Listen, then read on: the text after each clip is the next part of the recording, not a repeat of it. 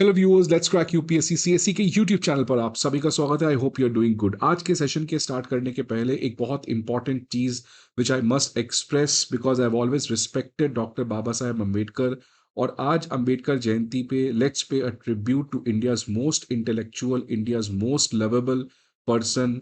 और उन्हीं की वजह से आज देश में कॉन्स्टिट्यूशन, आज देश में डेमोक्रेसी नाम की चीज जो है वो इतने अच्छे से काम कर रही है डिस्पाइट ऑल द प्रॉब्लम्स। आपको पता है इंडिया को हमेशा कहा जाता है कि इंडिया एक ऐसा कंट्री है जो लिबरल कंट्री है आउटसाइड द वेस्ट।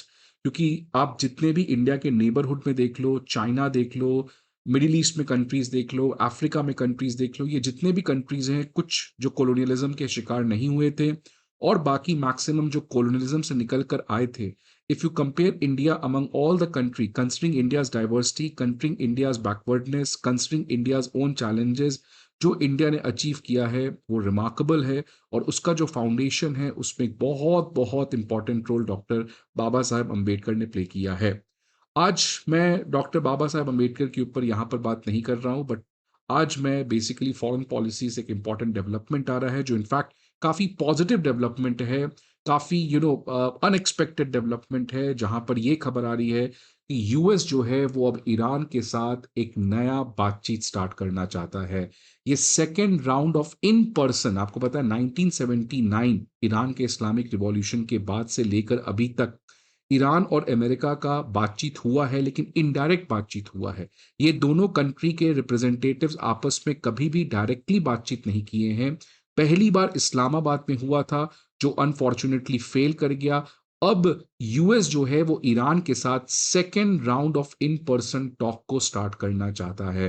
तो ये एक बहुत ही रिलीफ मैसेज है बिकॉज जिस तरीके से यूएस एग्रेसिवली ईरान को धमकी दिया था सिविलाइजेशन खत्म कर देंगे, न्यूक्लियर वेपन्स को भी एक्सप्लोर करने की बातचीत कहीं ना कहीं चल रही थी, नेवल ब्लॉकेड जो ऑलरेडी ट्रंप ने लॉन्च कर रखा है, तो इन तमाम अनसर्टेनिटी में अब वापस से एक काफी पॉजिटिव खबर आ रही है जहां पर ये क्लियर दिख रहा है कि diplomacy has been given priority both by America as well as Iran. तो आप देख सकते हैं कि ट्रंप ऑफिशियल्स जो हैं वो इंटरनली डिस्कस कर रहे हैं for a potential second in person meeting with the Iranian officials. ये इसलिए इंपॉर्टेंट हो जाता है बिकॉज ट्रंप ने जो सीज फायर का डेडलाइन दे रखा है वो 21 अप्रैल को खत्म हो जाता है।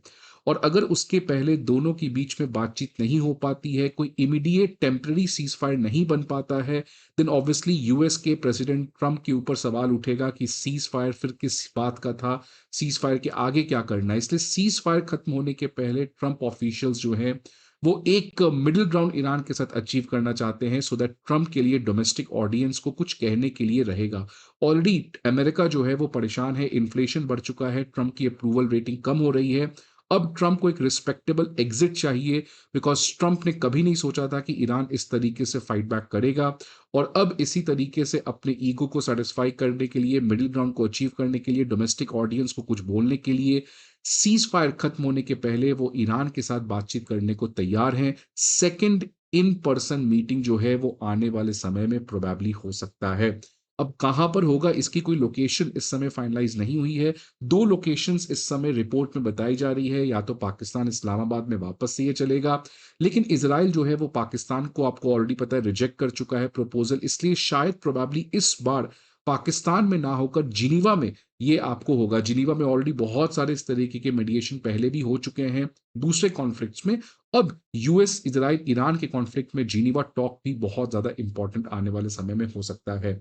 ये इसलिए इंपॉर्टेंट हो जाता है फ्रेंड्स बिकॉज आपको पता है कि ट्रंप ने जब इस्लामाबाद टॉक फेल हो गया उसके बाद नेवल ब्लॉकेड लगा रखा है। ये नेवल ब्लॉकेड बेसिकली होता क्या है कि देखिए, ईरान ये रहा और ये स्ट्रेट ऑफ हॉर्मुज रहा। स्ट्रेट ऑफ हॉर्मुज से ईरान जो है वो कुछ कंट्रीज के शिप को क्रॉस करने का परमिशन दे रखा था। फॉर एग्जांपल चाइना के शिप्स यहाँ से जा सकते हैं, इंडिया के शिप्स यहाँ से जा सकते हैं, इराक के शिप यहाँ से जा सकते हैं, पाकिस्तान के शिप यहाँ से जा सकते हैं, फ्रांस के शिप को भी अलाउ किया था ईरान। लेकिन ईरान, यूएस, इजराइल और ऐसे जितने भी कंट्री हैं जो ईरान के एनिमी हैं उनके शिप्स को ईरान ने ब्लॉक कर रखा था।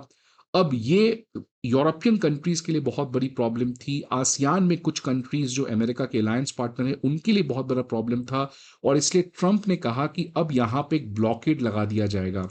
ब्लॉकेड का मतलब कोई भी शिप, ना ही इंडियन शिप, ना ही इजरायली शिप, कोई भी शिप, ब्लॉकेड का मतलब ये कंप्लीट रूट को ब्लॉक कर दिया जाएगा, सो दैट ईरान इस तरीके से सेलेक्टिवली कुछ कंट्रीज के शिप को परमिशन करने का इजाजत दे रहा है, कुछ कंट्रीज के शिप को ब्लॉक कर रहा है। इससे अच्छा है सभी शिप्स को ब्लॉक कर दिया जाए, सो दैट ईरान के लिए रेवेन्यू जनरेशन जीरो हो जाए, बिकॉज ईरान अभी भी आपको पता है चाइना को काफी बल्क में ऑयल सप्लाई करता है, और अगर इस नेवल ब्लॉकेट को लगा दिया जाए तो ऑब्वियसली चाइनीज शिप्स भी अब स्ट्रेट ऑफ हॉर्मुज से क्रॉस नहीं कर सकते हैं।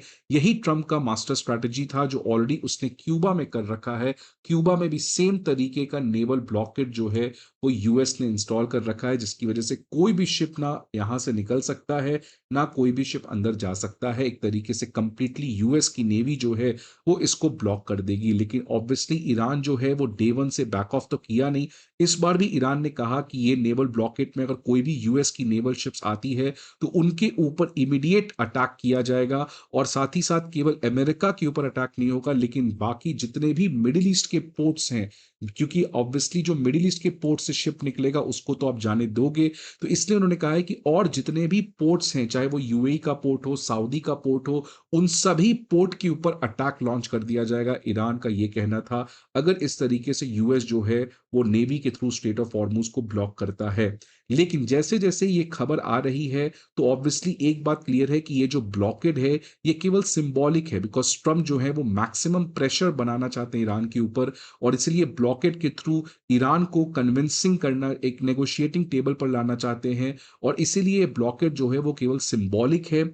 ये ऑलरेडी इस न्यूज के बाद सभी लोगों को लग रहा था, और उसके बाद एक और डेवलपमेंट आ रहा है जिससे ये क्लियर हो चुका है कि ये ब्लॉकेड रियली में सिंबॉलिक है। आप देख सकते हैं आज जस्ट सुबह की ये खबर आ रही है कि जब ट्रंप ने ब्लॉकेड लगा रखा है, उसी के बीच में यूएस के द्वारा जो सैंक्शनड चाइनीज टैंकर है रिच स्टैडी, वो स्ट्रेट ऑफ हॉर्मुज को क्रॉस कर दी है। तो ये एक बहुत बड़ी डेवलपमेंट है जिससे क्लियर कट पता चलता है कि ब्लॉकेड जो है वो स्ट्रिक्ट तरीके से यूएस नेवी इन्फोर्स नहीं कर रही है, केवल प्रेशर टैक्टिक्स के थ्रू ईरान को नेगोशिएट में मदद मिले अमेरिका को, ये उसका प्रयास है। और इसीलिए एक तरीके से आप देख सकते हैं चाइनीज शिप्स को अलाउ कर दिया गया है पास करने के लिए, विच मींस ब्लॉकेड जो है वो केवल सिंबॉलिक है। अब ये जितनी भी पॉजिटिव खबर आ रही है उसकी वजह से ग्लोबल स्टॉक मार्केट काफी ज्यादा बढ़ गए। ऑयल जो आपको $120 पर बैरल पहुंच चुका था वो वापस से $100 पर बैरल से नीचे आ चुका है। डॉलर में कमजोरी देखने को मिली है। तो यूएस ईरान की डील से आज अगेन ग्लोबल इकोनॉमी में एक बड़ा ऑप्टिमिज्म देखने को मिल रहा है। अब जो अगला बातचीत होगा प्रोबेबली जिनेवा में, उसमें चार चीजों को लेकर काफी ज्यादा अगेन डिस्प्यूट होंगे। पहला, जो ईरान ने ऑलरेडी यूरेनियम को एनरिच कर रखा है उसका क्या होगा। चलिए ठीक है, बाद में हम एनरिचमेंट करें या ना करें, बट जो ऑलरेडी हमने एनरिचमेंट कर रखा है क्या उसको अमेरिका को हैंडओवर करना पड़ेगा या उसको डिस्ट्रॉय करना पड़ेगा, ये एक बहुत इंपॉर्टेंट सवाल यहां पे है। स्ट्रेट ऑफ हॉर्मुज में ईरान को क्या करना पड़ेगा। अभी ईरान ने कहा है ब्लॉकेड होने के पहले कि स्ट्रेट ऑफ हॉर्मुज सेफ है, लेकिन फ्री वर्ड यूज नहीं किया था ईरान ने कहा था सेफ है। फ्री मतलब आप समझ रहे, फ्री और सेफ में बहुत ज्यादा डिफरेंस है। सेफ का मतलब ईरान प्रोटेक्ट करेगा, ईरान की मदद से आप सेफली वहां से क्रॉस कर सकते हो। फ्री का मतलब ईरान इसको कंप्लीटली ओपन कर देगा, जिसके शिप्स को जाना है जाओ, कोई दिक्कत नहीं है।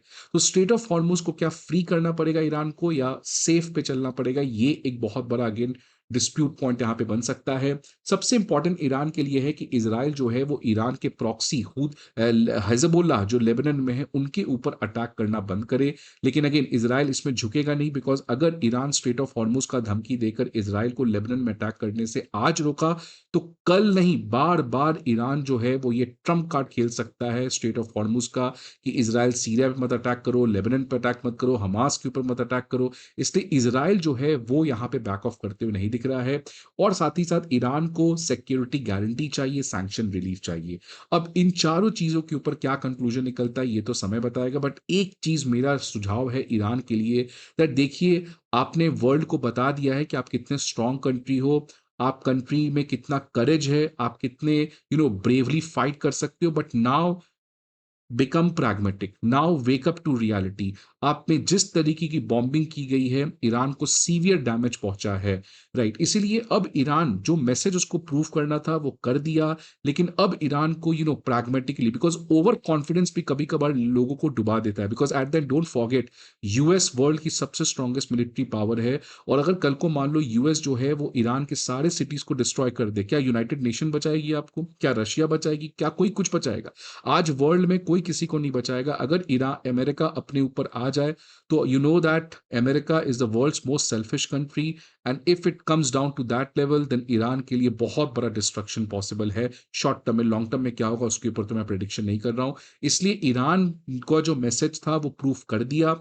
अब ईरान को प्रैग्मेटिकली ये कहना चाहिए, ट्रम्प का ये मांग है कि 20 साल तक आप न्यूक्लियर एक्टिविटी को सस्पेंड करोगे। ईरान ने मानने से मना कर दिया। आप देख सकते हैं IRGC has categorically rejected the claim कि नहीं नहीं, कोई 20 साल का सस्पेंशन नहीं होगा। यहां पे मेरे ख्याल सबसे आईआरजीसी या ईरान गलती कर रहा है। ईरान को न्यूक्लियर एक्टिविटी इमीडिएट सस्पेंड करना चाहिए। ये अमेरिका के लिए एक बहुत बड़ी डिप्लोमेटिक विक्ट्री इस समय होगी, और ईरान को इसके लिए बार्गेन करना चाहिए कि यूएस को सैंक्शन रिलीफ देना पड़ेगा, सो दैट ईरान की इकोनॉमी रिकवर कर सके, फ्यूचर में कोई अटैक ना हो, और इसराइल को आइसोलेट किया जाए, बिकॉज इस समय सभी लोग कह रहे हैं कि इसराइल की वजह से ये पूरा वॉर चल रहा है। तो अगर ईरान स्मार्टली अमेरिका को प्ले करता है, शॉर्ट टर्म के लिए न्यूक्लियर एक्टिविटी को सस्पेंड करता है, बिकॉज अगर न्यूक्लियर एक्टिविटी आप करोगे तो एट द एंड कोई भी कंट्री आपको सपोर्ट नहीं करेगी, because at the end world does not want Iran to become a nuclear country, that is for sure. तो वहां पर अगर ईरान अपने चीजों को मानता है और अमेरिका के साथ एक स्मार्ट बार्गेनिंग करके इसराइल को आइसोलेट करना चाहता है, तो ये ईरान के लिए मेरे हिसाब से एक बड़ी विक्ट्री होगी। अब देखते हैं आने वाले समय में क्या बातचीत होता है। आपके क्या एक्सपेक्टेशंस हैं? Please let me know the comment box. I hope आपको ये वीडियो अच्छा लगे। See you again some of the video. Till then, goodbye and take care.